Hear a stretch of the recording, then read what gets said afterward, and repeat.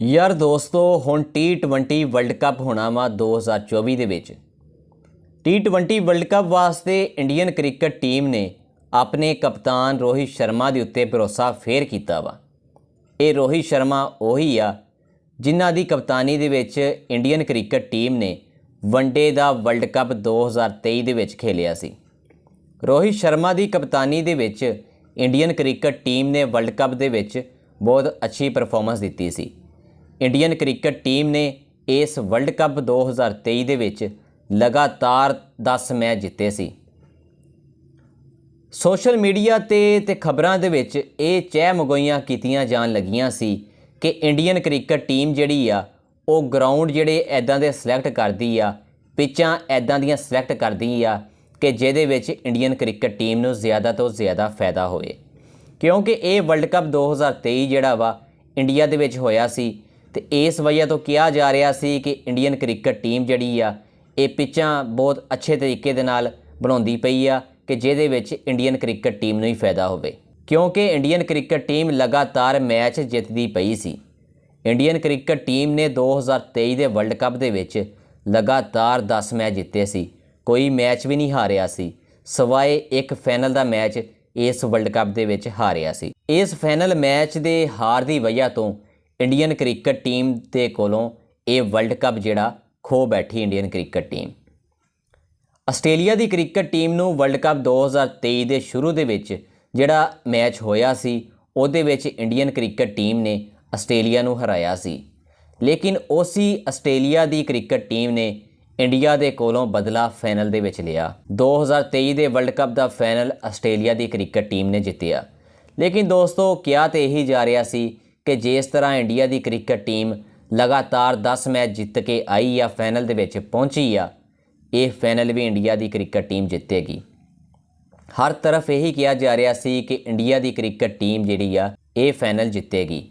खैर दोस्तों इंडिया की क्रिकेट टीम ये फाइनल तो नहीं जित पाई। 2023 का वर्ल्ड कप इंडिया की क्रिकेट टीम हार गई सी। उस वक्त इंडिया की क्रिकेट टीम के कप्तान सी रोहित शर्मा। रोहित शर्मा की कप्तानी दे विच इंडिया की क्रिकेट टीम फाइनल तक तो जरूर पहुंची, लेकिन वर्ल्ड कप नहीं जित पाई। रोहित शर्मा जिहड़े बहुत ज़्यादा परेशान होए सी, क्योंकि उन्होंने क्या बहुत ज़्यादा मेहनत की सी। रोहित शर्मा ने अपने इंटरव्यू दे विच ये गल कही सी कि असी 4-5 साल तो असी मेहनत करते पे सी, इस वर्ल्ड कप वास्ते असी मेहनत करते पे सी कि असी ये वर्ल्ड कप जितांगे, लेकिन जितदे इन्ने नज़दीक पहुँच के हार जाना दोस्तों वाकई एक बहुत ज़्यादा सदमा एक इंसान नूं हुंदा वा। तुसी अपने आप नूं देखो कि अगर तुसी इस जगह ते खड़े होने तो तुहानूं भी कितना ज़्यादा सदमा होना सी कि तुसी जितदे बहुत ज़्यादा नज़दीक पहुँच गए सी। एक लम्हा सी जिहड़ा वो बुरा आया जिहदी वजह तो इंडिया की क्रिकेट टीम वो मैच ही हार गई।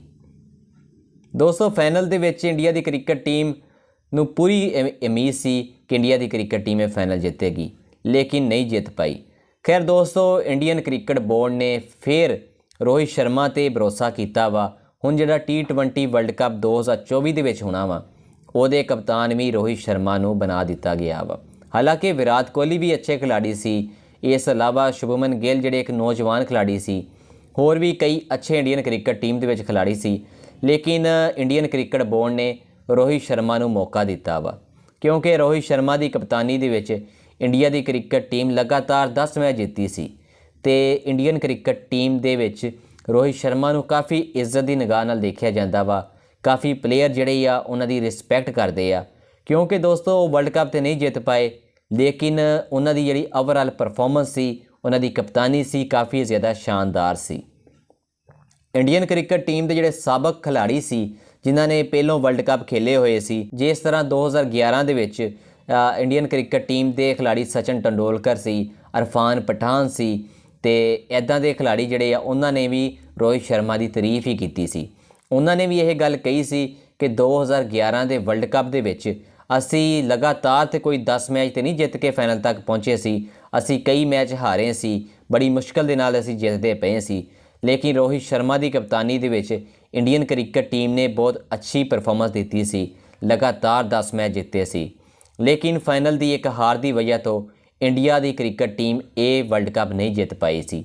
ਲੇਕਿਨ ਦੋਸਤੋ ਹੁਣ 2024 ਦੇ T20 ਵਰਲਡ ਕੱਪ ਦੇ ਵਿੱਚ ਇੰਡੀਅਨ ਕ੍ਰਿਕਟ ਬੋਰਡ ਨੇ ਇਹੀ ਫੈਸਲਾ ਕੀਤਾ ਵਾ ਕਿ ਰੋਹਿਤ ਸ਼ਰਮਾ ਨੂੰ ਅਸੀਂ ਕਪਤਾਨੀ ਦਈਏ ਕਿ ਹੁਣ ਰੋਹਿਤ ਸ਼ਰਮਾ ਦੀ ਕਪਤਾਨੀ ਦੇ ਵਿੱਚ ਇੰਡੀਆ ਦੀ ਕ੍ਰਿਕਟ ਟੀਮ ਸ਼ਾਇਦ T20 ਵਰਲਡ ਕੱਪ ਜਿੱਤ ਪਾਏ। ਖੈਰ ਦੋਸਤੋ, ਤੁਸੀਂ ਕੀ ਕਹਿੰਦੇ ਆ ਕਿ T20 ਵਰਲਡ ਕੱਪ ਦੇ ਵਿੱਚ ਰੋਹਿਤ ਸ਼ਰਮਾ ਦੀ ਕਪਤਾਨੀ ਦੇ ਵਿੱਚ ਇੰਡੀਆ ਦੀ ਕ੍ਰਿਕਟ ਟੀਮ ਕੀ ਇਹ ਵਰਲਡ ਕੱਪ ਜਿੱਤ ਪਾਏਗੀ ਜਾਂ ਨਹੀਂ? ਤੁਸੀਂ ਮੈਨੂੰ ਕਮੈਂਟਸ ਦੇ ਵਿੱਚ ਜ਼ਰੂਰ ਦੱਸਿਓ।